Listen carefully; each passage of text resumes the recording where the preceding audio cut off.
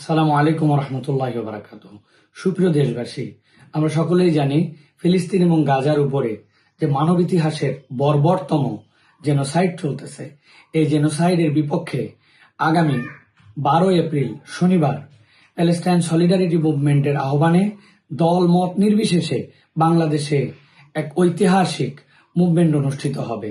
এই মুভমেন্টে আগামী শনিবার 12 এপ্রিলের প্যালেস্টাইন সলিডারিটি মুভমেন্টের আহ্বানে এই প্রোগ্রামে আমি থাকবো ইনশাল্লাহ। শাহবাগ থেকে শুরু হয়ে মানিক মে অ্যাভিনিউ হয়ে পুরা দেশবাসী দলমত নির্বিশেষে এই জেনোসাইডের বিপক্ষে সকলকে আসার জন্য আহ্বান জানাচ্ছি।